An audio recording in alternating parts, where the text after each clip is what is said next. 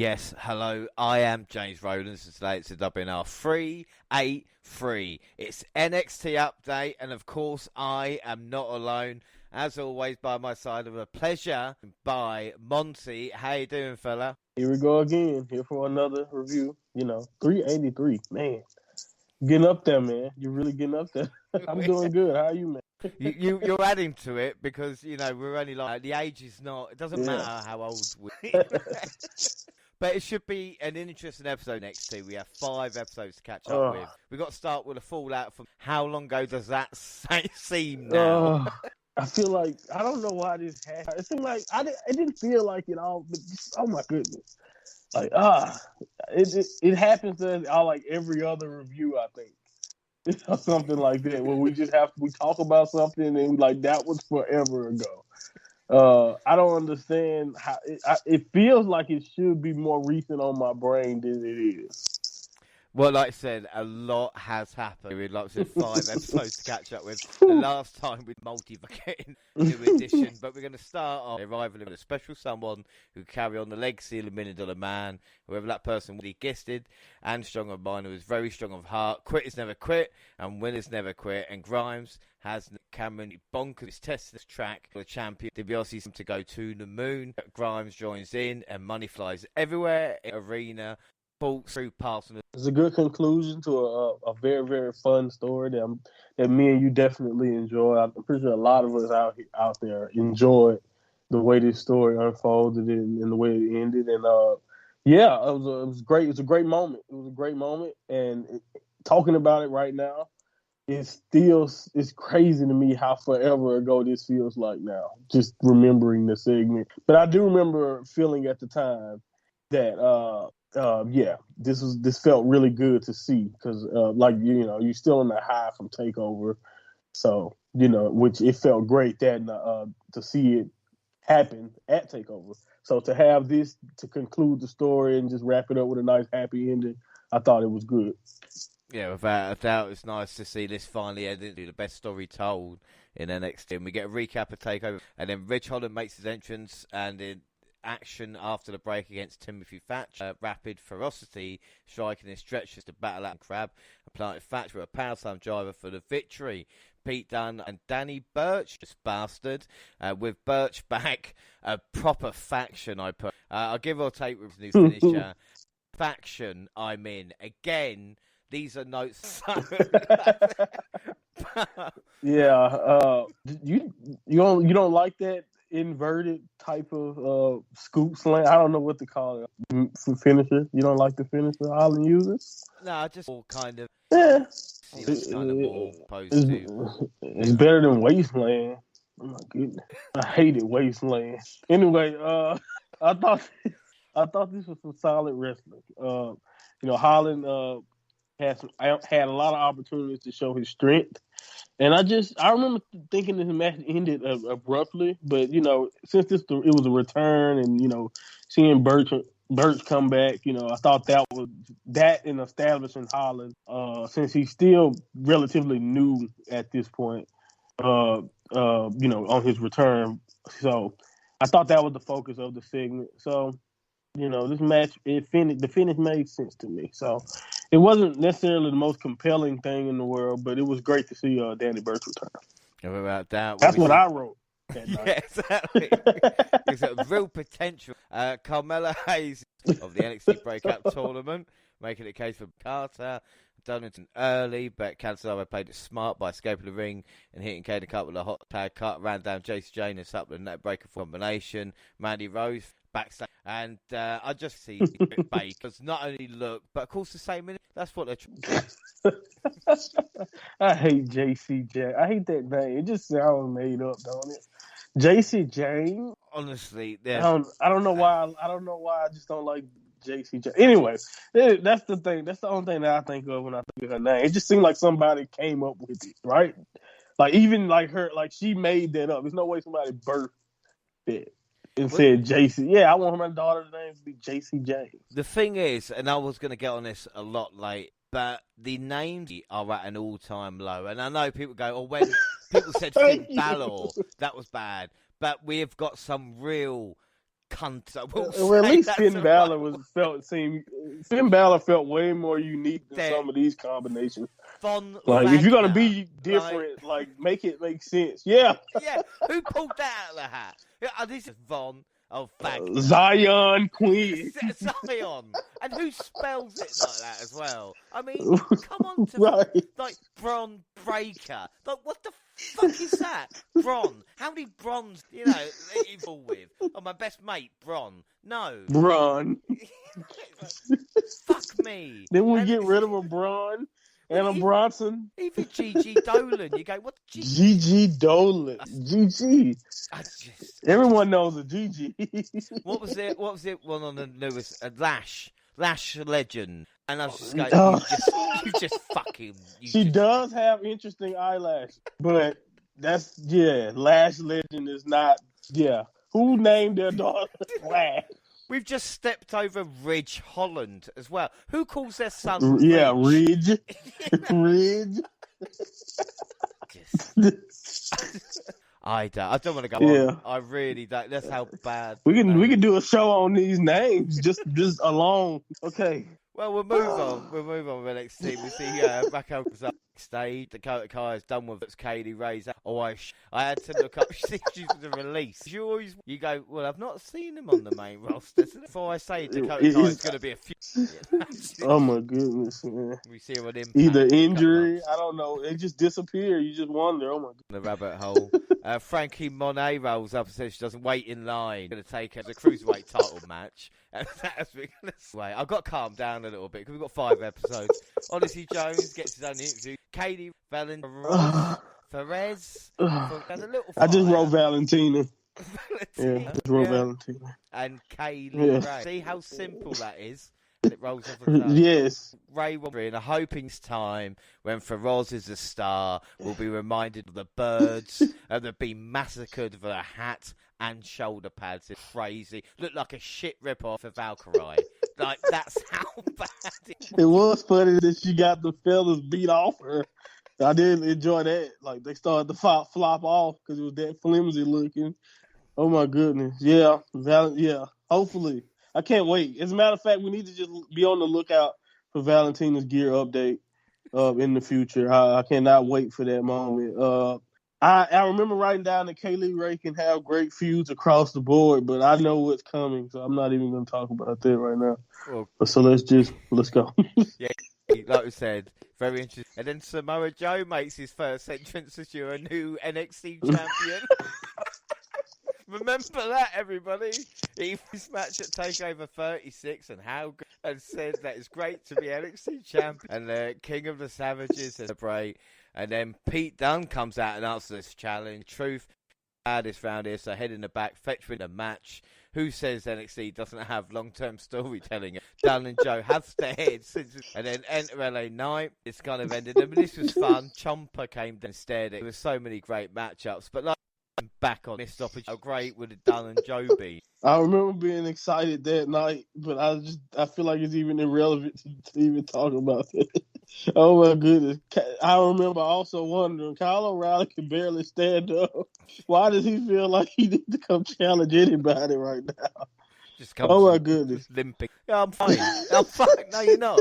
You're limping. No. I deserve a championship. You can't even walk, right, sir. Yeah, I'm fine. You had 3 matches last night or the other night, bro. 3 matches in one night. Oh my goodness. Anyway, let's go. We kept Carla. We Duke Hudson rolls up for Carla and then slams it. Do you know what? Slap for every right to defend himself, and then O'Reilly attacked him from behind. I mean, what? You know? That's true. Duke definitely. I would have attacked him if he slapped me like that. I mean, come on. How was that? Come on now. Like, I'm really was wondering. They've done this a couple of times with Kyle. Like, do you want us to cheer this guy?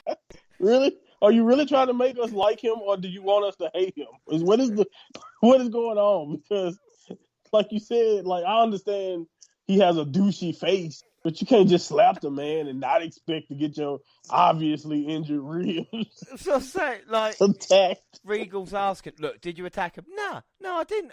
You did hit him first. No, you did. All right, yeah, but you're injured. No, you got no. The NXT Breakout Tournament Finals. Let's not forget how much a Breakout Tournament has changed. Just look at Bronson Reed and all the great talent that were in the first. Oh, fuck.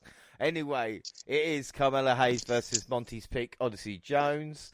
And Hayes found himself quickly at a disadvantage because Charger Jones that went hard and still post. Hit a diving leg drop and then missed it as the full Hayes of spin for free. And afterwards, Hayes shook hands with a frustrated, not quite ready. Sorry, Monty. I mean, it was a good match, though. What were your thoughts on Jones? I didn't mind it, actually. Because Melo, honestly, throughout the whole tournament, I thought he was the most consistent. Like, his matches were more enjoyable overall throughout the tournament than anyone else, if you remember back, if you just think over some of those matches. So, like, he had the best performance, and he out-wrestled the big man. So, in the end, I thought it was a good match, So, it was a good big man, smaller man match, like kind of traditional WWE style, the way they booked it, kind of. It was enjoyable, and even though I picked Jones, Hayes, I think, was the right person. So I think he was the right person to win. He obviously got a bright future. So, yeah, I didn't mind this at all. I lost, but I'm losing gracefully. Yeah, which is more than I would do. That's fair enough. And like I said, with the finish as well, it wasn't like the little guy went over the big guy. It was a mistake by the big guy. Next time he doesn't make that mistake. Exactly. This guy out-wrestled, outsmarted right there. We see Danny Burch and lost another one. And Holland says he's going to make sure Ciampa ends up like Thatcher. Oh, my goodness. Away. Where are you going? We get the promise of the Dragunov appearance next week, and then Boa versus Zion. Oh, my God. He shot in and actually gets the victory. Quinton's away from Mae Young on the way out. Dion, talent, Tien Charles. I'm sorry. But Zion beat him with the running forearm, and I just remember being outraged for a second, because Boa is like 6'5", right? Mm-hmm. And like I wrote down right here, I had been waiting to see a Boa ass off, and he loses to a running forearm. This guy has got real potential. I happen to see. Oh, he's lost. To a guy with a created wrestling name on WWE too, like they just sound like a created name. Like, oh my God! It sounds like. But I did love Zion when he left. I did love him being like, "Fuck that! I'm not going by Mae Young though." Yeah, no. Jumping the barricade. But his name. That was cool. 2-year-old kid writing a name. You go, no, that's not actually a name. Playing Scrabble. Right. Zion. No, Zion's not a word. Maybe a place in 800. Then why has it got an X? Why is it not ION or like other ways I've seen it spelled? They just don't want the fans to spell the name right on any signs. It's like I remember Rikishi wrong, and now you're trying to get a kid to put "I love Zion" on a sign. It's just better than I love. Anyway, we'll move on. And Johnny Gargano's backstage begging Willie Regal to cancel the Hartwell-Loomis wedding. But Regal says it make great tea. They argue about how do you say banana? Bananas? Banana? I say banana, but I'm also a Southern American, so we talk bad. I say banana. Well, Gwen Stefani was like, "This is bananas, BANA." She did banana. I don't know, man. Like I say, it's just about Dollar, the Garden Fantastic and Wild, Mendoza, and Santos Escobar. So a brawl broke out for the belt that ended with Top Dog control for a while until the Garden swerve.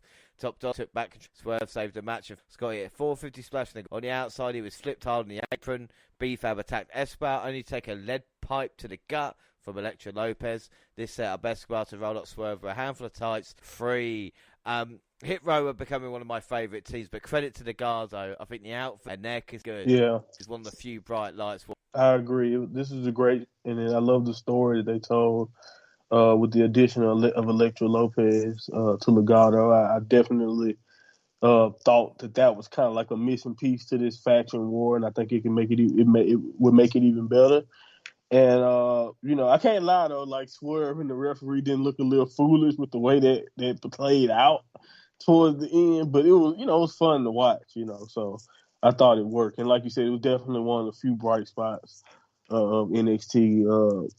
Kind of in the mid card, but still, always interesting what they do. And Legato's, and I think you can hear that in the CWC when Legato comes out. They get like a chant from a section every week, and it's well deserved because, like I said, ever since I said he was overrated, he's just shown me that I was a fool. So I will never call anyone overrated again. I will leave that one blank this year. I'm No, letting you know right now. but to be fair, but Monty, what makes you a person that I've learned when you go, Oh yeah, okay, you have to prove me wrong. You have to, because if you don't, exactly. So, And we don't wrestle, so like we can't be heels. So I know it's a lot of people who try to be heels in real life. No, you're just an asshole, like the internet says. well, we had a lot on the. Yeah, no, they could not. Especially when you have a meeting with Adam Cole and you offer to change his name for some reason on the main roster, or when you do stuff like mention just all of these other ideas other than you just come up as Adam Cole and you be Adam Cole on the main roster with new opponents and all of that. So like when you think about it like that, when you think about how bad I feel like they botched that, because that's just it's still a botch. I don't care when you have him in that situation. You don't have him renewed. You don't you're not sure about his. That speaks to how well your negotiating status is. So I don't know who they left Pete Dunne's situation to, but I hope this is true, and I hope that's how it play out, and that he's gonna be here because, like you said, they could not afford it, especially NXT couldn't afford it. But just for like some of their future as future stars, like who can you consider a future star that can also take over not only in NXT but on the main roster like Pete Dunne can?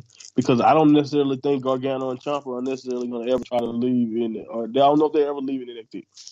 Well, the thing is, So from a selfie with Dunn, obviously I want him to be, NXT. But then again, even if he went to AEW, something like this, but maybe he's looking at it and thinking at this moment, especially as a chance for me now to grab the gold and move up to the main roster, rather than so. Be interested to see what happens with him. But we move on. right. Episode 30, Jane back in Harlan. Okay, Sarai's Roses I hate. Yeah, it was a sick drop kick to the face though. No one likes count out finishes, of course, but Mandy may have more potential in the ring than I ever figured before. But her character is all about her looks. So this is obviously just the beginning of something. But yeah, I thought this was cool. Will we see Tommaso Ciampa cut a promo backstage? He has no problem with how Ridge Holland wanted to take over Thatcher. It's a post-match beatdown that he had the issue with. And tonight he fights for his home and his R and Ciampa. Ciampa, like how? Oh yeah, he's very important. Pillars like that, you need. Like I say, I keep mentioning Gargano cause with him. I don't know why, I just like that's synonymous. But like, you need those pillars. They represent NXT so well. They are what NXT has been about, and especially in this new era now, characters like Ciampa that you can always count on to give you consistent, whether he's babyface or heel, situation. And he's creative enough that we know he can always, flip the script and change again. As he can change his whole character and still make it work. That's what I think Ciampa has been able to show. And he's always great in the ring. So I think he's always going to be valuable to NXT. And especially in this time now when you have so many new faces that are about to start popping up, you need that stable face, that consistent presence in the locker room, but also on television with Ciampa. So yeah, he's very important. Without doubt. Well, next match is Duke Hudson versus Kyle O'Reilly. OR trapped. I think Duke showed what Carl has. Would that be fair? That's not even unfair. I don't even think that's unfair.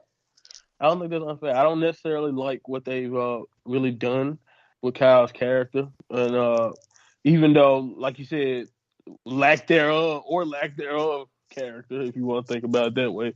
And I agree, Duke Hudson impressed him, especially when he was assaulting Kyle's ribs, and just like you said, his charisma, the looks he makes very hilarious faces, if you ask me. It's kind of over the top in a way, but yeah, exactly. That's what you're missing from what Kyle do. Maybe Kyle could benefit from a legit assault like heel run. I don't maybe because I just don't. Maybe he's floundering as this, because that's one thing. Everything he says too. Just think about everything they ask Kyle O'Reilly to say. You just listen to him and just like, what? Why? It just like sounds so cheesy and so just I don't know. It's so white meat, and it's hard to make it when you're like that as a baby face. And then I don't know. He's just not doing himself any favors. But I thought the match was okay, even though it was never in doubt. Like the match was never in doubt. No. Did you think Duke was going to beat Kyle? No. No, but talk about Kyle O'Reilly. Like, if he had a Rat's Pride trailer or a caravan, like that type of thing, I wouldn't have, like, my name. And I think maybe, is that fair? I think the funny thing is, when they were heel and he was in a tag team, he did show us, like, a little bit of personality. So I don't know what it is about whatever they're asking him to do now that seemed to just take away all of that. Little whatever personality he seemed to showcase in that team, but whatever. Well, we'll talk about Jude, look and teacher. Yeah, it's got to happen. Yeah. I don't think he'll Dragunov back in 2 weeks, and then Dragunov makes his entrance, of course, battered as well. We get "You Deserve It" chance, and he says before he goes back home, he wants to live, more live than he ever has before, like a man who lived the biggest and most intense battle of his life, the passion, all of that. Long live the Tsar. At this, I have no clue. I really do. I really don't know. It could be, maybe a bad news situation, but it's gonna. Either way it go, I don't know who's gonna take the belt. I don't think anyone has a shot right now with the Tsar in the current state that I think he will be, especially when you in the reign like Walters. You have to have a dominant reign after the. And I don't know. I'm excited, and I know one thing. I remember the fans during that segment didn't want him to leave NXT, and I know NXT UK audience disagree with that. We need him. Even as a reviewer, I need him. Give me something. Yeah, he's one of us. No one's getting him yet. You got Katie. The Heritage Cup can only do so much. You have got Katie Ray Loaf. She's right. She's a boost in the tag division. She's capable of, and she's going to dominate. And honestly, I hope Katie Ray crushes soon. Yeah. I look at Mandy Rose. The other end of that scale is Kaylee Ray in every way possible. Yeah, 100%. She's going to be great, and I just think you just put her in the ring, let her do her thing. She's going to be fine. Kaylee Ray has a bright future in NXT, and I think in WWE as a whole, she has everything you need. Well, we see Carmella Hayes when Electra started. Santos is excellent. Wow. Is it that true? felt it's like true. An attack. It's a shot. You know what? I do resent the subtitles they use for Andrade, because most of the time when he speaks English, I really do understand what he's saying. But I do know he switches to Spanish a lot. So, hey, man, give him a break, all right? Come on now. I just thought about what you're really talking about here, all right? I understand that Santos took the time, and he can, just do whatever he wants, jump in and out of Spanish and English perfectly fine. But give him a break. Well, we get an inset promo from Maverick and Waller, where Grayson wrote about being and Drake Maverick and Waller. Oh my God, Grayson Waller, you Maverick by tagging in too fast. The young cruiserweight found himself alone. Elevated spinning uppercut finisher. Do you know what? I was looking at this and go, Killian Dane has lost a lot of weight. He's looking really well at the moment. Poor Drake Maverick is what I wrote down. Oh man. Not only is his partner annoying and clueless, man, I wrote down I miss Killian Dane. Horrible gear, by the way, Waller. Oh my God, why is he wearing gloves? Maverick is great, but his partner was an idiot. But and again, that's all I had to say. Grayson, apart from Dick, how many other Grace has there been? And for me, all I could tang walla walla bing bang, ting tang walla walla bang bang. That's all I heard. Why was he wearing gloves like he's a wide receiver in American football? Explain this to me. Backstage, wasn't like this backstage Indy Hartwell, Murphy done, and Gigi Dolan on backstage, and then Johnny Gargano versus LA Knight. Gargano and Loomis almost high five before Johnny Wrestling realised he was not Austin Theory. Johnny Wrestling went for one final beat right into the uppercut that sent him to the arms. So it took too long to deal with Loomis and ran into the BFT to seal loss. So LA Knight beating Johnny, and we had a bit of comedy in as well. This was classic. Yeah, it was fun. It was fun to watch. You know, I didn't really understand what the hell Loomis was even trying to accomplish there at the finish, really. Like, but, you know, and Gargano losing was, was interesting. It was unexpected, but at the same time, like you said, classic NXT. It was a fun segment, you know, and, yeah, this was cool. Well, the thing is with Gargano, you know, like, that's how great he is. A plastic bag, a blow-up doll. Yeah. Like, whatever you can. Damn, you're a plastic bag? You're not... I am sack of potato. I mean, I can't remember the last time, you know, like, my feet haven't left the ground. God, no. Anyway, we see MSK have a chat with, they often against Danny Burch, and they look, Boa cutting a promo down. Yeah, no fucking shit. Yeah, shit. no shit. Fucking let me down too, bucko. me, yeah, power and Charlotte, and then she don't have no choice. See Jessica one of them hurt, and one of them lost to a running 4. And then we get Raquel Gonzalez. I'm leaving it alone. Raquel Gonzalez versus Kamei. Impressed by some damage, but Raquel still managed to leave on a match. Mm-hmm. Did you say she impressed when she pushed? Anyway, yeah, squickity squash. I'm gonna say that a lot. Squickity squash. Interesting, nonetheless. This match was awkward at times, but it was also quick enough that it didn't really matter. So yeah, Frankie. I did write that Frankie is a legitimate threat to Raquel's reign, but I really thought I would probably get some receipts on that sooner than I would. Well, we're gonna leave that alone. Ember Moon back. She's Ember Moon, but Kaylee Ray talks crowd. Do you want to do something? How about next week? And then commentary hype up Samoa Joe's sit down as well. Can't wait for that. He's interviewed by Wade Barrett. He says he's here to terrorise and dominate his opponent. He's here to re-establish certain expectations. Yeah, so fuck Samoa Joe, basically. Ikemen Jiro gets an inset promo where he tells him that strong that Kushida will beat him when he comes back. But he wants to crack new mind. The Creed brothers watch closely. Really, suplex. Strong called out Kushida up. He declares himself the Underground champion. What do you think of that? Jiro's good, but they won't use. And Strong. No, they won't. Who's more bland, Kyle O'Reilly or Roderick Strong? At least I enjoy Roderick Strong's work style. Like I like his backbreaker assault style of wrestling, but.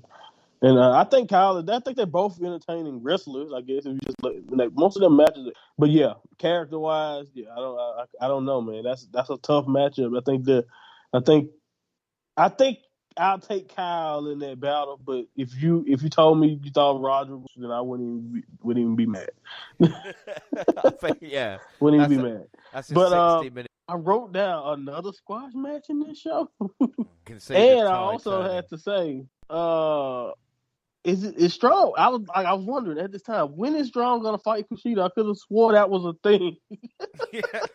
I even wrote, have they already just missed the episode in a parallel? Do they got a NXT Dark or something on YouTube? And I missed it. Ugh.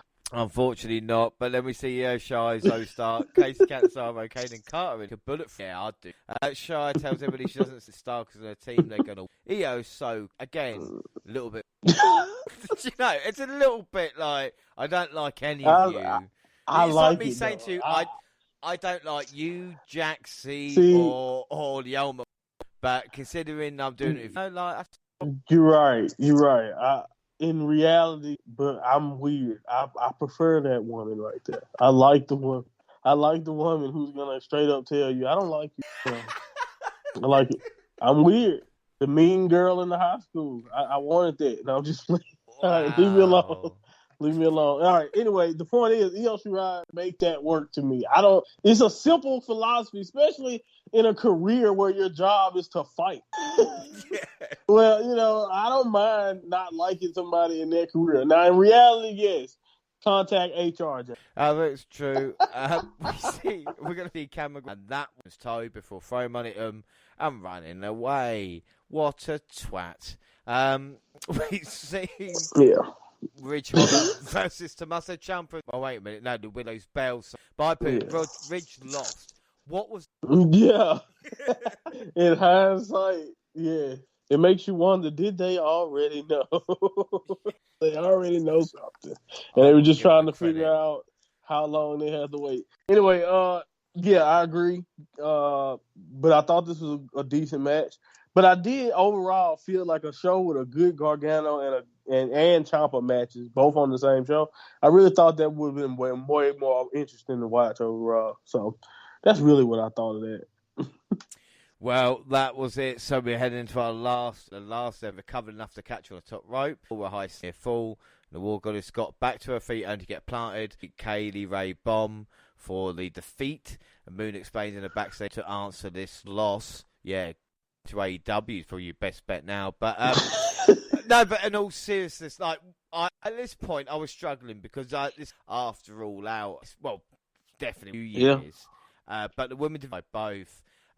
After this, because she says she got to change it. Is that going to happen? Honestly, I'm not really sure. I can't say for sure.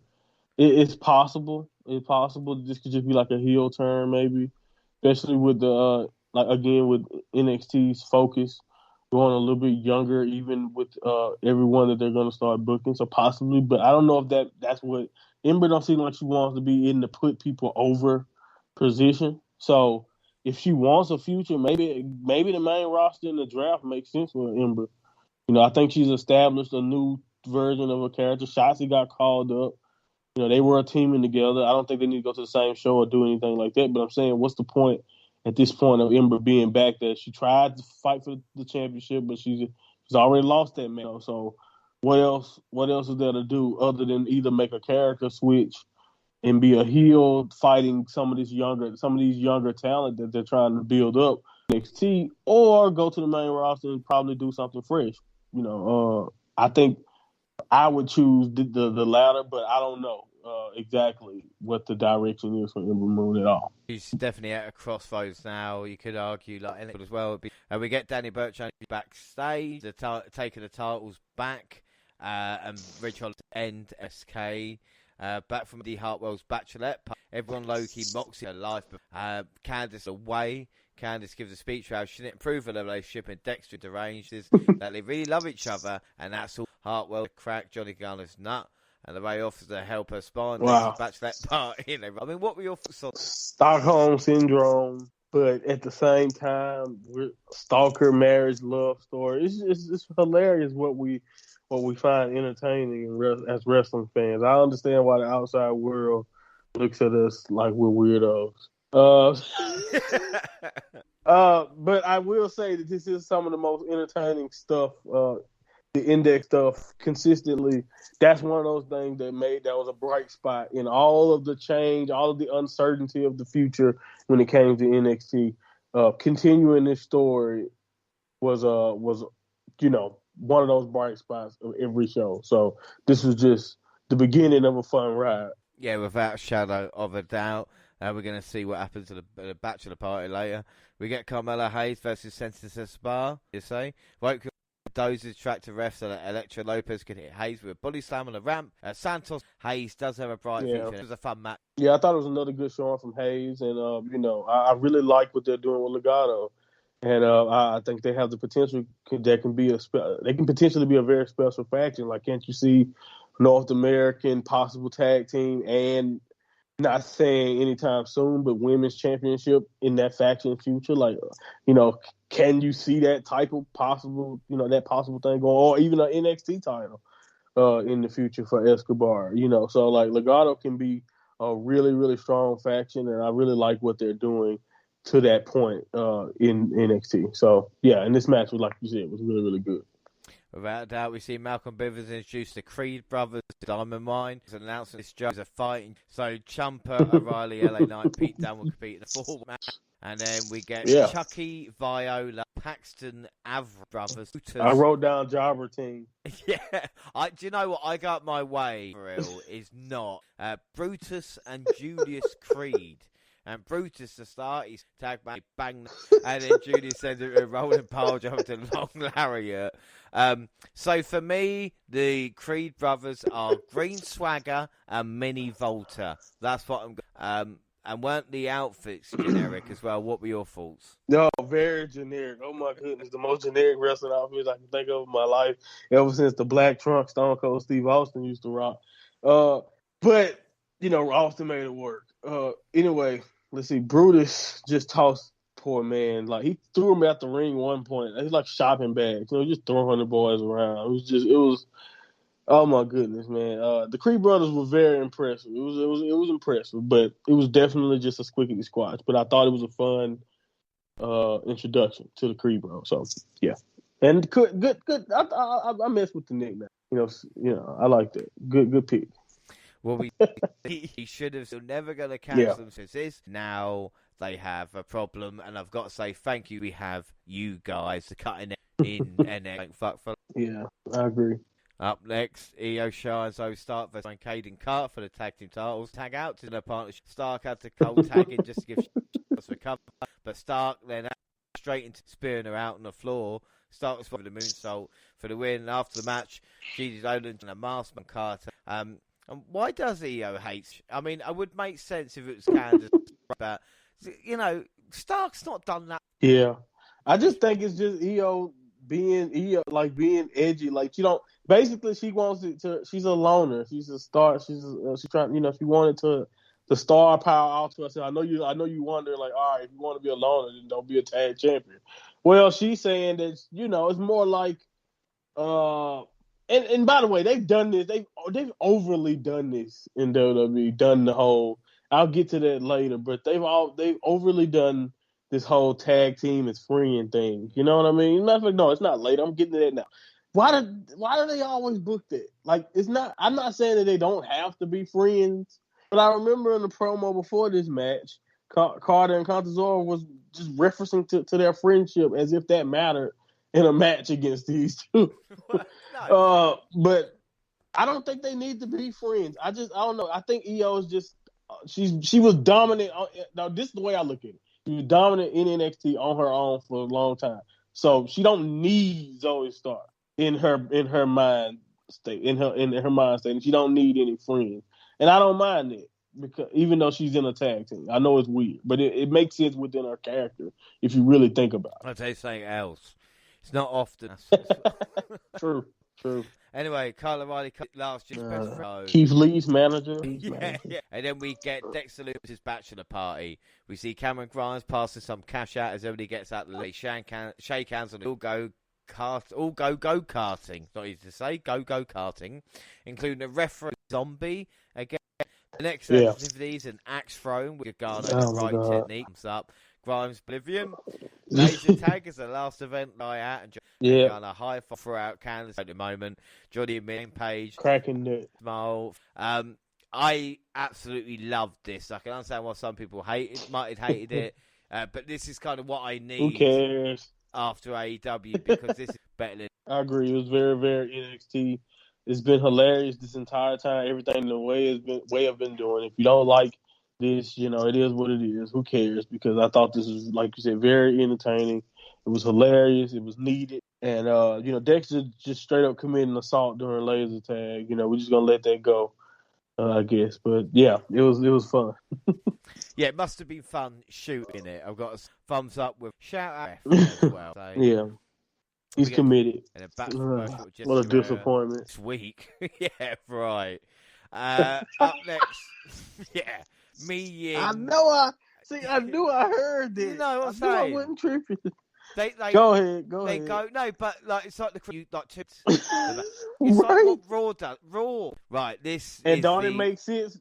And don't it make sense at knowing what we know now? Knowing who's making a couple decisions, ain't it starting to make sense? Raw went tag titles on the line next week, and then we watch SmackDown and go on Raw title tag to each Right. other. Me Ying in Ugh. action. I wrote Ying, blonde jobber. well, Ying right with grabbing her by throat and putting it. We have. I wouldn't add more mystique. Yeah. Felt very Impact Wrestling. There's nothing really even to discuss, man. Really, really. As long as she's supposed to be a dragon spirit, bro, she's not supposed to lose to anybody. And yes, cut the lights out or something because it looks weird without them. She looks. It does. It does look weird.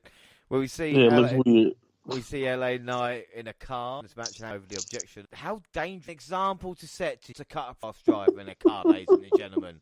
All right. 38-year chair. Okay, come back for blockbuster spinebuster combination. After MSK headed to the back, Dan ordered Holland to lay out Lorcan and Birch, and the two made their mark on a devastating efficiency. Solid wrestling. Lasted how long? How long that faction lasted? I know. Wesley's great, but why done? What do you make of it? I was so confused at the end, even though I was rooting for Lorcan and Dirch throughout that. I mean, Dirch. Looking for rooting for Lorcan and Birch. I was rooting for Lorcan and Birch from the beginning, man. The match was solid, but for some reason, MSK's run as tag champions, it just feels stale to me, or their matches are just starting to appear similar, and maybe I don't know, maybe they've run out of opponents now too. So the tag division, we talked about it, they've been lacking in the tag division for a little while, with releases and now trying to create new teams now. So I don't know what to say about MSK's run, but the beatdown at the end was really unexpected, and it just don't make sense. To me, I don't understand why. They seem like they were loyal members. Oh, they lost a match. Okay, so what? Pete Dunne loses 90% of his big matches if you really think about it. Like Ridge Holland hadn't lost to this point, so I guess I can understand him having. Like, who made that decision? Like, it looked like Pete made the decision, but I just don't understand why. It just doesn't make any sense whatsoever. But it is an end of an. It is what it is.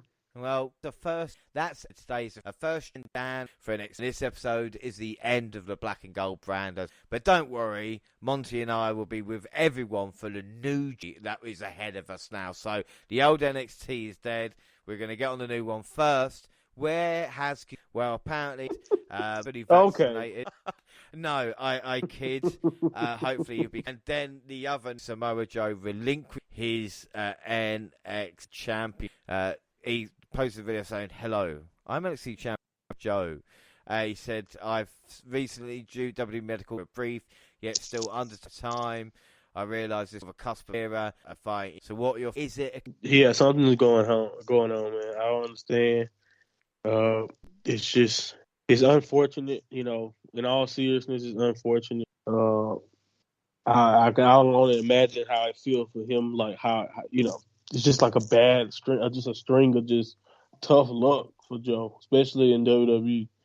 And I know I can only imagine what it's like to try to rehab or whatever it is he's gonna have to go through now while he waits to figure out, what's next. So it's just weird. It's messed up. We kind of got robbed that even got started. I thought this would have been a great, he just was coming back from an injury, so it's weird. But I was heartbroken. I'm pretty sure just like everyone else was. But yeah, it's something going on. It's some type of conspiracy. It has to be. Like, I don't know how, but yeah.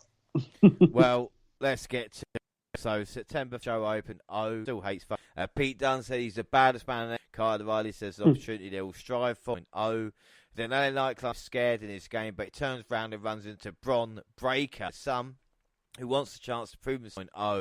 I don't know if I said 2.0 enough. That's what now. What were your thoughts? Set? Yeah, this color scheme is still, weird, but it is what it is. It's different. It is new. I can see like the vibrant, NXT was so dark.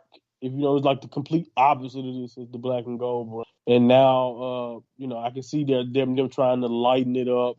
the way the CWC looks now. You know what I mean? The way I don't mind the set, and it seems like a decent design. It doesn't look. I don't have any problem with it really from a look standpoint. It's interesting enough, but uh, does it have that same feeling that the black and gold has? No, it's not. It's not the same as the days in Full Sail. But it's always evolving. These sets and things with WWE always change. So I think this is right in line with what I expect when you think about event creation. When you think about it, when it comes to set design. Yeah, it's very bright, very white. Yeah. How can we add that? First match from Exactly. Breaker. The Gremlin. Yeah, that's a reference enough. Why have Knight lose? It's such a. Why can't he be Steiner? LA Knight deserves better than this. I didn't pit in my stomach for fucking. Yo, I agree. I didn't like that decision, but I guess it did show me exactly what they think of Breaker. There was a lot of hoopla around his name, and not mentioning his family, but everything about him, from the way he looks, and even like you mentioned, with Vic mentioned the dogface gremlin mentality, and he has a siren in the song. Like, come on now. Yeah. That's his uncle. It's his uncle, and like the gear is reminiscent of definitely what they wore in the Steiners wore in their WWE run. So just because his name isn't Bronson Steiner, I don't really mind it. I do like Breaker's athleticism and his explosiveness. I don't think I'm gonna like calling him Breakers. I don't know if I'm gonna start calling him Braun, or I'm just gonna whatever I'm gonna start calling. I might just stick to Steiner. Who cares? Really, it's a podcast. I don't have to say it like the announcers have to. Pronouns, pal. Pronouns. Yeah, or I could just he, she, they. Anyway, he has all the tools to be really good, especially in like if you think about what Vince and WWE and what they like. So, but I do think it's funny. You hated that for LA Knight, and I look at it like, ain't it funny to see the elevation of what they think of Knight? Like Knight is now so good as a character to them that they are so stable in his positioning that they think he can just lose to the young guy right now. When you think about LA Knight really hasn't been in NXT halfway as long as some of the other tenured guys, but they're that confident in his character that it won't matter that he loses to a guy like Breaker in that position. So, it's funny to see him in that position putting young guys over. But that's my take on it. On the same night, he's got an NXT title match. I agree. I have no clue why they double booked it. It made no sense. Yeah, it's like, that's your favourite there now. Yeah, just Bron Break. We see. Breaker backstage. Gents hard against him. Wherever speed and tag team chemistry take advantage of mistakes by the new tandem, and Fabian with double plex. People talk about Starks, but Marcel Barthel, 31 years old, and he just looks like an incredibly Brooks Jensen when the commentary and so old the height the whole NXT this guy 6 foot 250 pounds. It's like, when did that become? But that's always been that's always been Vince's thing. But I don't always been his thing. Hi, it's always been his thing. Joan, how you doing? It's not, 5 foot what? Get out of here. 6'2". Yeah, you better get the line, sir. Oh, man. The tag division is in need of a spark. They are in need of a spark. So maybe Jensen and Bridge could have a future. But, yeah, I agree. You can tell they have not much else to say about these kids, right? Or these, I'm looking at them as, well, you know what? Jensen really is a kid because now I'm older than him. And it's still getting weird to me to start looking to see wrestlers that I'm older than or the same age than now. I don't know why I still feel that way about wrestling, but that was weird to say that I feel I'm this much older than that guy. But anyway, your window's closing for professionally trained wrestler. My window is barely open. I can do it. We see a hit row cutting a promo. Ashanti Fab over at length, and Scott Top Dolly's a badass because she's a hottie, but really it's not trained of the champions. B-Fab speaks for herself and says the time for talk is over. And then when we're back, B-Fab versus Katrina Cortez, and Fab destroys her with a front kick, hammers post-match, but knows where it belongs.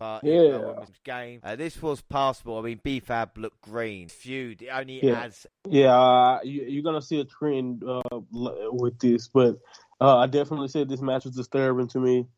It may have been one of the worst squash matches I've ever seen. It was one of the worst I've seen in a while. I'll say that. She lost to a neck breaker, and it wasn't even the rude awakening neck breaker. It was just a neck breaker. And please, somebody change her finish. Swear, please change her. Someone change her finish for me. But anyway, maybe a neck breaker should work, and I don't know. I'm not saying you got to do a Canadian destroyer, but a neck breaker. No, I always find running forearm. Yeah, an X very secure, looks really good. No, Yeah, honestly, like an X Factor. Exactly. Job done. Exactly. Anyway, we'll move on. Cameron Grimes. Yeah. Let's move on.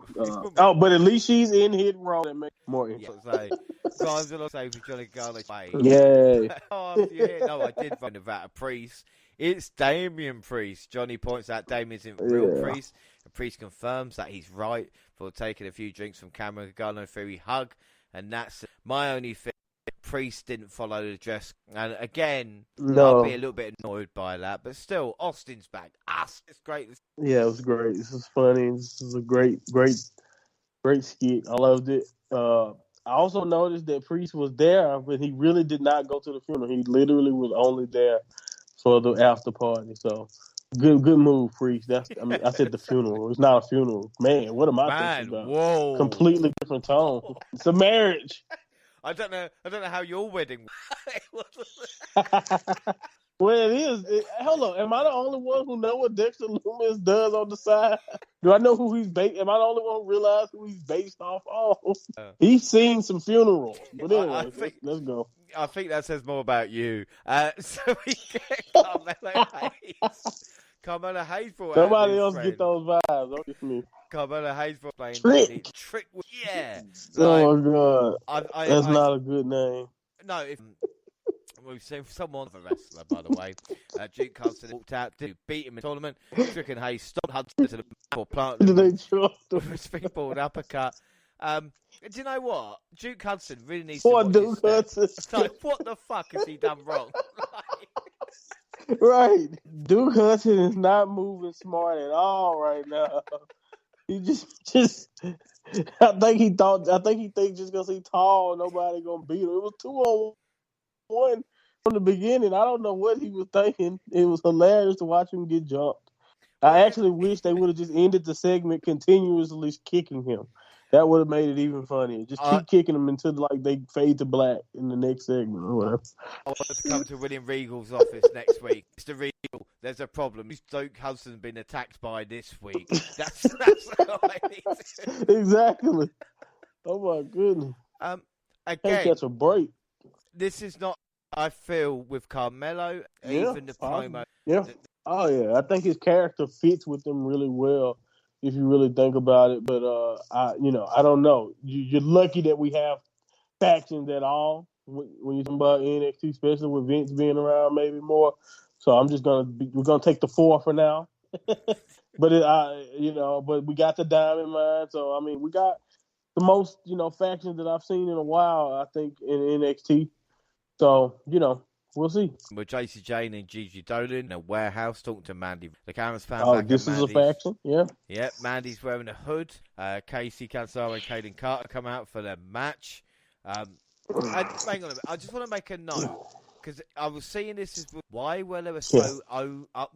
Like I was scanning the crowd and going, old white, old. But like, they're in Florida. 50's not they're fresh. In Florida. Or they're in Orlando. It's a lot of retirement. Well, I don't like it. Did all the young ones leave and go to AEW? I remember Brooklyn. Yeah. I remember that crowd. That wasn't men trying to work out how to use their. Damn it. Yeah. I feel old. I'm an old man. It's the equivalent to talking. That's what NXT is trying to do. It's really not cool anymore. If we really want to be. It's terrible. Well, we get Gigi Dolan and JC J versus Captain Carter.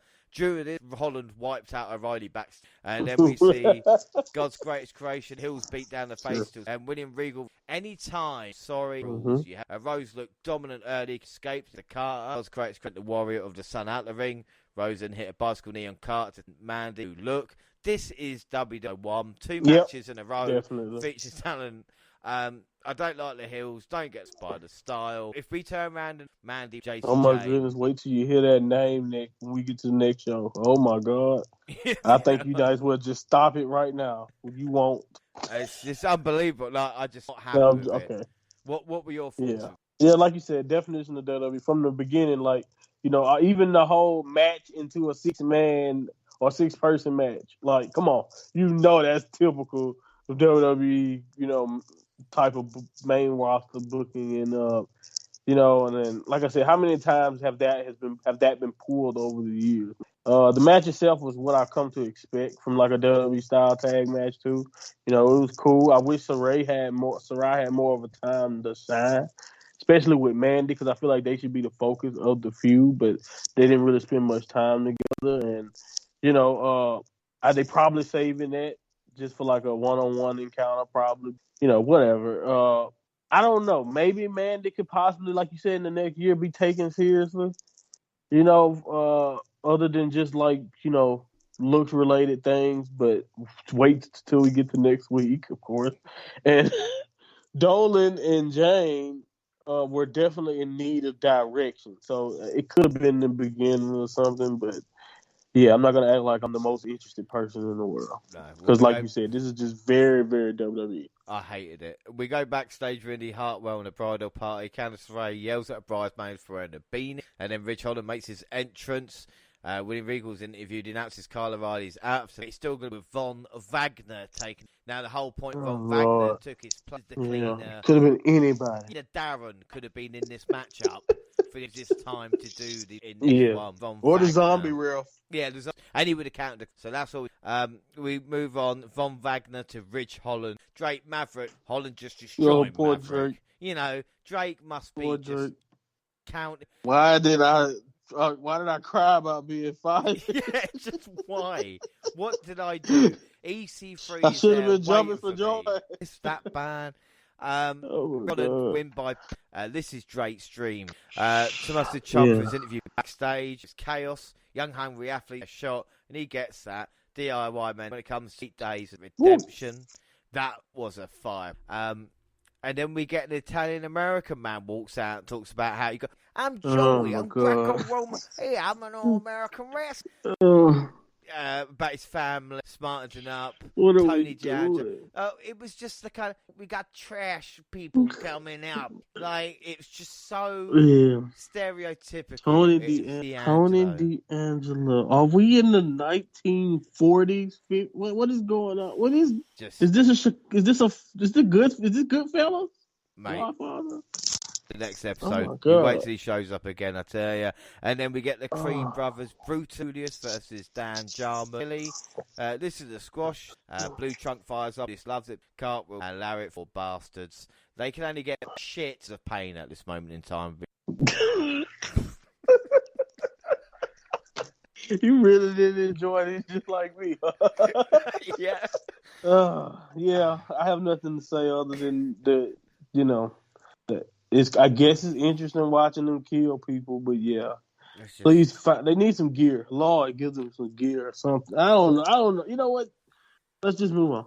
Well, I tell you what, Malcolm Bivens, dominant Dynamite, newest member, he asked her to flex. What again?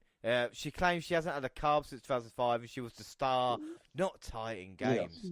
And then Kushida he's finally ready next week. Finally, yeah. We see Dexter Lumis brush his moustache. Beth Phoenix says Edge is recuperating. Thank goodness for this segment. After an update, Pete Dunne makes it a break. And then the NXT Championship on the line. LA Knight versus Pete Dunne versus Von Wagner. Knight snuck into Plant Dunne with blunt force by Wagner. Wagner got blunt force with trouble, but Ciampa took over. He had Dunne with a fairy tale ending, but the British ready to end.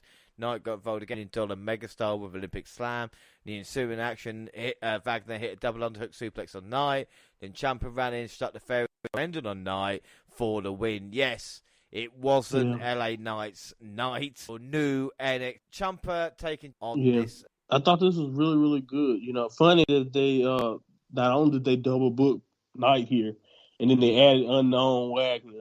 This match is before the wedding, and I'm not shocked because this is the wedding was by far the most interesting thing left in NXT at this point. If you really want to think about it, it's just by far the only thing that even remotely is just like a bright spot, other than certain moments throughout this, new era and just run in general of these last everything that we've reviewed so far. Honestly, was everything to do with the wedding. But anyway. I'm gonna give him a break because nobody planned for Joe to be out. And honestly, as I watched this match, even though it was really, really good to me, I was glued to the screen every time Dunn and Ciampa had a chance to go at it. And and I loved like their shrug and working together on Wagner during the match. That was a great spot. And Wagner wasn't bad. It was just hard to even entertain him winning. It was his debut. There's no way he was gonna win this match. And I don't think he did anything wrong. But this match is pretty cool, and I can't complain because come on, we possibly could be getting a Ciampa and Dunn feud out of this, but who knows?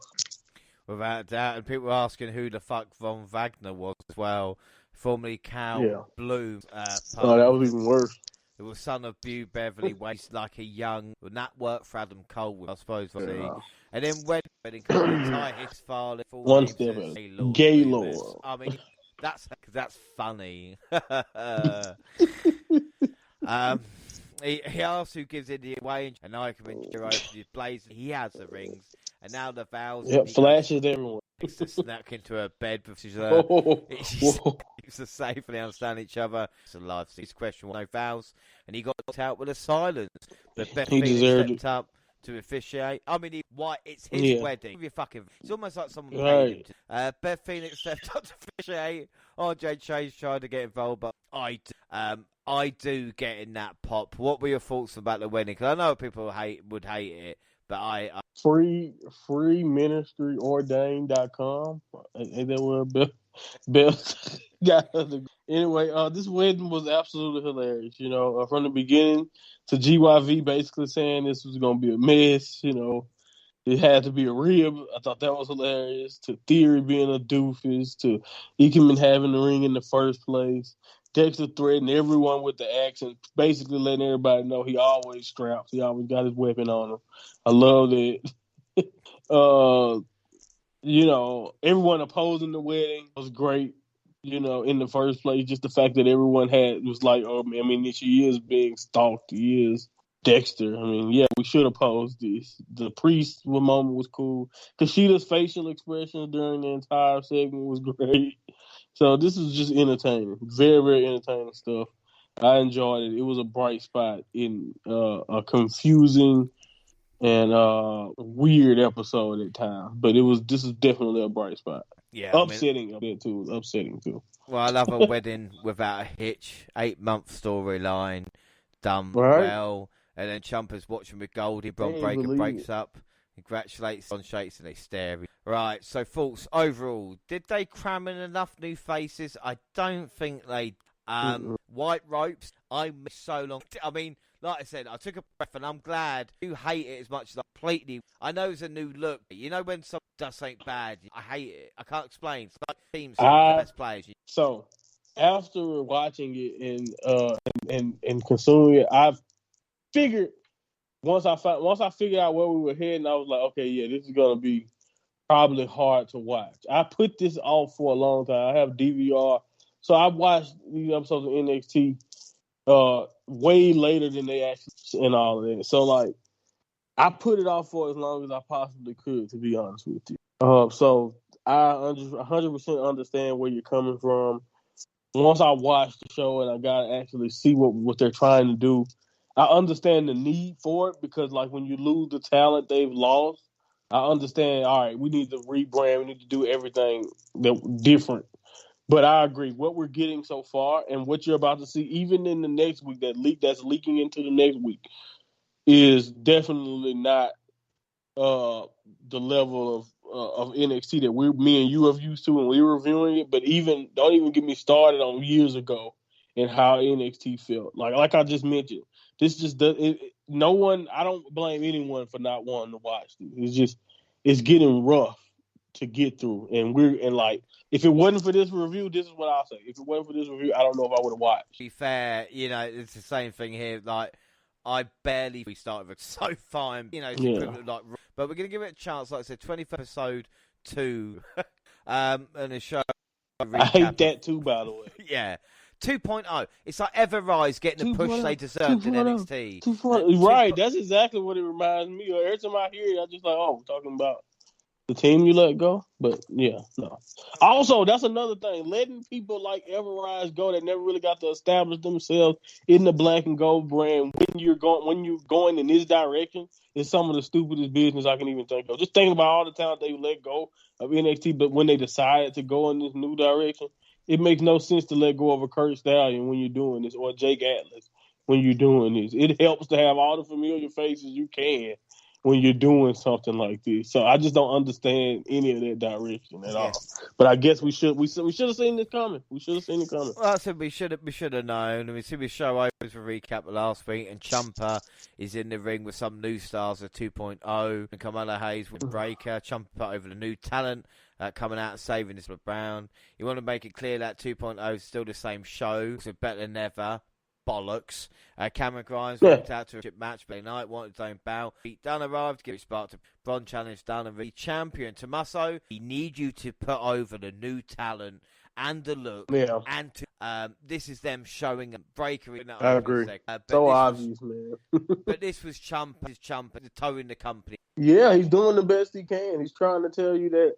He's trying to give, especially if you think about the placement of this segment at the very beginning of the show, he wants to grab the viewer and make them want to come back or make them stay because, I believe it'll be obviously shown in the viewership that people probably came to watch to see what 2.0 was going to be. And then once they saw where they were headed, probably tailed off when it came to watching it. And then they want to avoid that. So they're like, let's get this established guy, champion, someone that we know that people like. And let's try to put over some of these new faces at the very beginning. And, it's just obvious that, like you said, he's just doing what he has to do to try to get not only the people, not only to keep and gain viewers, but also to try to just at least maintain those 700,000, 600,000 they've been getting when they had, before all of the recent changes. So, this segment was definitely just kind of like a call for, like, please keep watching. It really, really was. And then we get the NXT Cruiserweight Championship. Kushida versus Roderick Strong, a match for a very long time. Odd lock and Ivy leader out with round back and the end of Heartache. Kushida was the best wrestler on the planet till June. My wrestling of the year. Fucking dropped the ball. I know we've had COVID. It's not even just that. This is second. Yeah, he got sucked into that Diamond Mine storyline with Roderick, and it's just like it was just it fell down in importance. It wasn't even included in takeovers anymore. The cruiserweight title, it just it failed. It faltered, and I don't think it has anything to do with Kushida. I honestly hope that this elevates him to possible world title or North American anything, because I think as a worker, if you give Kushida time in the ring and a great dance partner, we know what he can do. And, and just give him some time. I know he can make magic. I hated this finish. This is such a stereotypical WWE way of doing it. They were wrestling, they worked their asses off, and then you give them that just obvious with the numbers advantage type of finish type of thing. I'm not even surprised that this happened. But I do think Kushida has a future in another title, maybe in the world title picture down the line or something, if he's going to be given time. But with the current booking direction, I wouldn't be surprised if he gets shunned for the bigger guys and for the Braun Breakers and for some of these other people to get shine also. So I really, really am not sure what the future lies for Kushida right now, and that kind of sucks when you think about where he was. It doesn't look good for Kushida at all, but Strong, he's now talking about in the card, he's now won the North American Tag Team titles and the Cruiserweight as well. And then we see Grayson Waller interrupt, and he wants the match after consult with Strong. Bivens accepted, so just take it out. And I thought, and again, bing, bang, Waller would challenge Roderick Strong. Angelo Province says talking about Tony D'Angelo, apart from if you had Nunzio, Johnny Stamp, about it. Like, It's just awful. Bad, just so bad. I don't know. I just what APA no black man. I guess that's just that. I don't know what to say about it. I'm not even gonna say the APA didn't even have that. At least the APA had swagger, and they just went to the bar beating up other people. This is just look at the story. It just I don't know who came up with it. It's just not interesting stuff. Nonetheless, I'll say that. I can care less about these guys' background. Mari Miller gets yeah. into a Gorosh. Mm-hmm. I did like look at Squeaky Miller a squad. little bit, but like nope. She was Amara Miller was one of those people who gave me a wake up call. Because one time, for some reason, I saw 205 Live clip, and I saw a woman there, and I was like, oh my God, it's not just for cruiserweights anymore. So yeah, that's what I know her from. So she's only here to advance KLR ascension to the championship, hopefully sooner than later, because at least that'll be something. Well, Bron Breakker was interviewed backstage, talked about how excited he is to team with Ciampa. Tom Johnson and Page mostly. We go to the break of the promise of Dante Chen. We get footage from Quinn in the back. What was the girl on the left wearing? I mean, anybody watching that will know. He beats up Dante Baxley and break out pinfall with a front face lock package jawbreaker. Oh, what an ass finisher. Well, it looks like back from Singapore. We get a vignette from Andre Chase. We have a class and yelled at him. We get a health update from Triple H for Paul. Oh, please come back, Connor. Yeah, that's not really helping us. A Cameron Grimes follows, send us to a break. Back from commercial, Joe Gacy misses a say what he wants. Intolerance. Woke left, but I had to look. No idea. I mean, I mean, in the ring, he was actually impressive. I liked him. But as far as like that, I know from what I hear about the certain outlets, media outlets, and what they've had to say about the character and them attaching their name to the character, kind of probably just scared WWE away from this character style. I didn't really even see anything really particularly wrong. I thought he was obviously lying. Like I thought he was saying a lot of that stuff, and like he obviously had a more sadistic side to him that he was going to show off. So I was actually kind of interested in where they were going to go with it. So I really don't necessarily want him to change. I'm interested in that kind of hypocritical, unhinged type of heel character because he's fighting Cameron Grimes, so he's obviously the bad guy, right? Even though I don't think he said anything inherently wrong when I listened to what he said, but I guess I can see why WWE wanted to distance themselves from it also. So I don't know, but I think Gacy can be okay. He looks like a smaller Kevin Owens to me. So yeah. Yeah, like I said, Gacy fought Grimes. Got hit with a cave-in. Grimes got hugged by Gacy. Gacy also on Wags again. Fuck, mate. I'm tall. Anna Scher versus Elektra Lopez next. Lopez took a time after the Phantasma. Not afraid of B-Fab. This brought out Fab. Say what you will, Lopez, which maybe we have maybe the only fucking probably. Thing, I think that's pretty much the only thing going on that's been remotely interesting. Like I was about to say, at least she's in Legato, so that makes her way more interesting than some of these other fresh faces.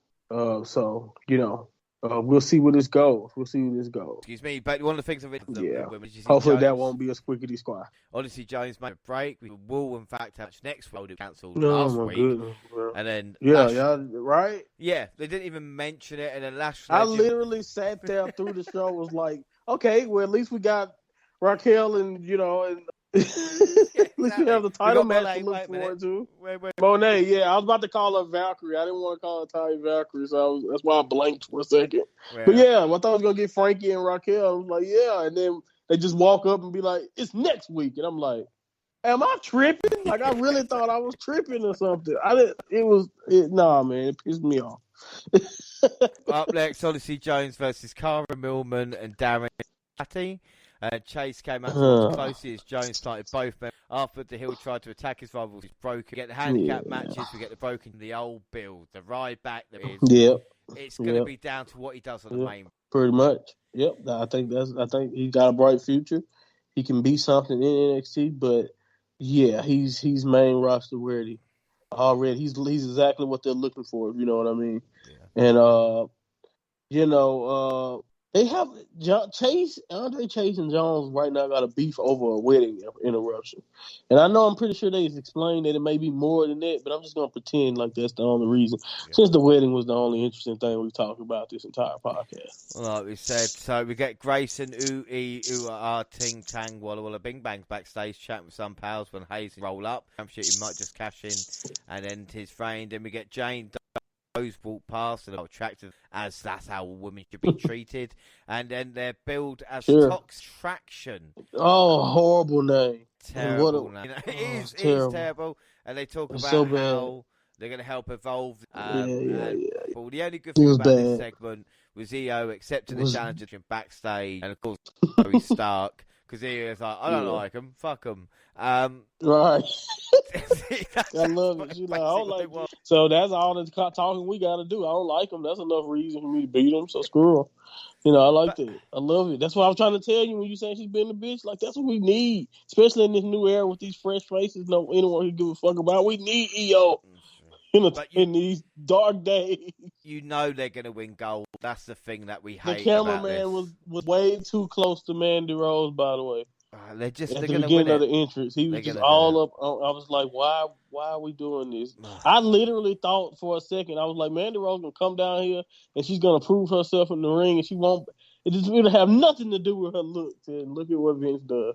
Look at what happened. It follows. Well, luckily we have one. Oh, we're at the end. Yeah, okay, cool. We are. That's a Ciampa Steiner again. Yeah. Riley, Ciampa, a powerful win. They do all that work to build up Holland so he can lose the breaker. Yep. Same thing with Knight. You know, just I get the point.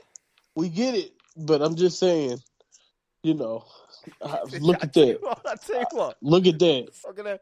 It's like anybody listen. This is like the end of Empire Strikes Back. It really is. Breaker might break in front of Dunn in the title picture. No. How do you love that? Breaker and Ciampa. Who needs Pete Dunn? We got Braun Breaker. Well, like I said, O'Reilly, Dunn, Ciampa, Grayson, Waller, or whatever. They just the real wrestlers don't. This match wasn't bad. That's it. The time of this is it. This is not NXT. If you want NXT, watch AEW. You know, the reaction we had to what we've got now, you know, if it's, you think about like the old actual, did have squashes, but it focused on now it's a 2-hour squash. And it's not about feud retelling, talent progression as well. But and he coming with a change. And we saw it, Fab's top. But for me, that's when I have to kind of take the NXT that I knew dead. And I have to an animal. And that sounds really fucking depressing when I start watching the team. But I mean, what we all know, like, so we'll talk about positives in a minute, but just as an overall. Yeah, I think it's in a transitional period like we've never seen before. The landscape changes in NXT a lot. Like you said, it's always been squashes, it's always been new faces. But I felt like it was always more gradual, and maybe with less time on television when it was an hour, it was easier to sneak new faces in a way to where and still have your main focus on the champion or your main focus on some of the established acts and make a more concise show back then. But it may be more difficult now with the 2-hour spotlight and being on television now. Either way it goes, those last two shows were what they were, but obviously not what we're used to and not the type of NXT. And even in general, like it's been in a transitional period for a while. You know, we don't have an Adam Cole. Like our whole entire era is gone. So we're to the point to where even stars they have been able to build in the last 2 years, like Keith Lee and Karrion Kross, are like they're gone. They're already gone. Like they had Priest. Why do you think we have? It's great that we got guys like Priest, but like that was some of that talent that you would probably need in this era, if you ask me. Some of this talent that's called up or either gone already, I feel like you need to help guide some of these new faces in differently instead of spamming us with new faces so it can end up being squash match after squash match. And we just continue getting introduced to this and then less gimmicky. NXT never felt so gimmicky, and it just seems so gimmicky now. Like I'm not saying people didn't have characters and roles that they play, but it felt more of an athletic spectacle. Now we're getting more and back into this classic WWE. Everyone's got to have, like you said, got to talk about their stature. Everyone's got a story like Tony D'Angelo something weird, a quirk about them, something going on that just don't make a lick of sense. So it's just, like you said, it's weird. It's not the most exciting TV in the world, but they are in the process of trying to build something. So yeah, I agree. You have to treat this like it's a completely different animal than the NXT that we know and love. And I know that sucks. A lot of people really like that, but we also have to, like I said, we're gonna get to the positives, but we have to try to now more than ever hold on to what we still have, like a Io Shirai, like a Tommaso Ciampa, like a Gargano, and what they've been doing with Loomis and some of the people who Cameron Grimes, who we love, and even LA Knight. We gotta hopefully they don't since they're trying to build so many stars at once that they don't, disrespect more a lot of our favorites, but it looked like that's the direction that we're headed, especially like we brought up Kushida and just some of the other moves. So yeah, it's tough. It's a weird era right now, and maybe in the next few weeks, in the coming weeks, we'll have a sense of where we're going. But I don't know, man. It seems like it's dark times for NXT right now. Yeah, it's like the next takeover care less about maybe Yeah. Ciampa done, but even that Breaker has kind of been involved. The only hope is, like I said, the progression of talent is that they won't be there for that amount. So even if I don't like certain teams, like you're thinking, well, yeah, if they fail up, the way it's at the moment, I'm worried about that. Yeah. Let's take out stars, but one of the crazy things that's really is the fact of like.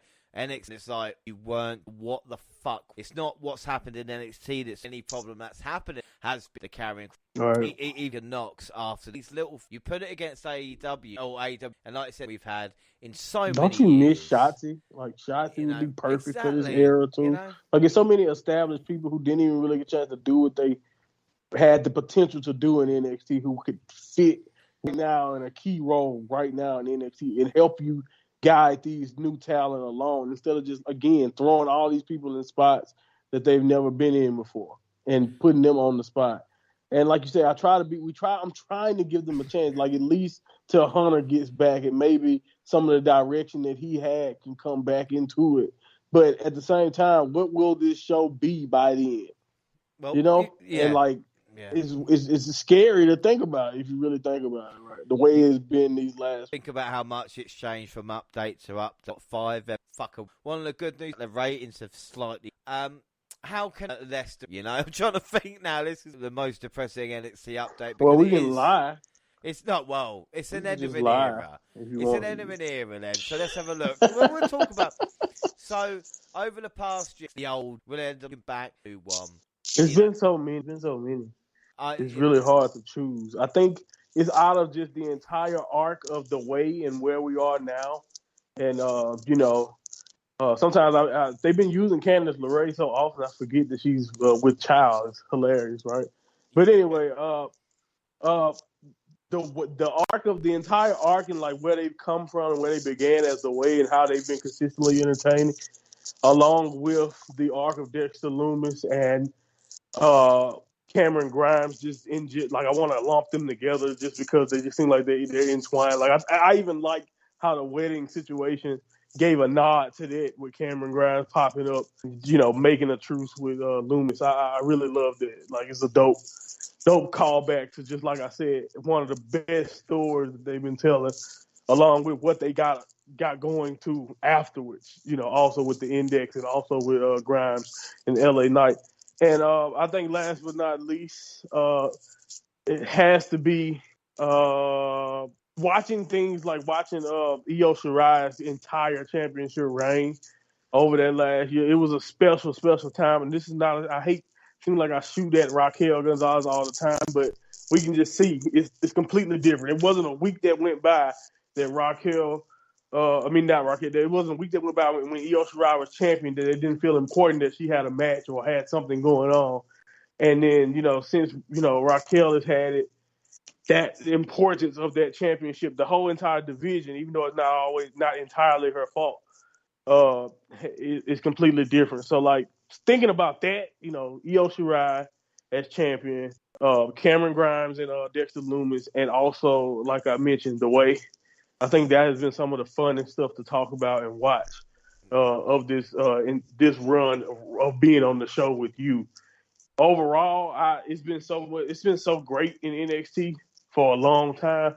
I've lost. Come on now, like we just go down a big long list of great moments. So it kind of sucks. This is the end of an era when you think about just how great NXT has been in general for a long time. Well, one of my highlights, the fifth I've to it, obviously your own branding as well. And it is just so much fun. And like you said, yes, it is depressing, and it's know it. But I wouldn't anybody else buy my as looking over and going, oh, fucking. So I just appreciate that, right? Get that, it's like, oh, what 8 shows a week, see SmackDown, AEW. It is mental, but then again, suppose. Yeah, and here's to hoping that it improves because I'm gonna be honest with you. You may lose me before the next year anniversary. Or we'll continue the pod, but I don't know if it'll be about NXT. You might just have to come up with something else. You sound like every girlfriend I've had at every anniversary. I'm just saying. I don't know. We're on a rocky road here in 2.0. Make the most of it. Well, there we go. Make the exactly. And on that note, that is. You sound wise. Yeah, it's not bad. Don't forget, we're across all social media. I'm at.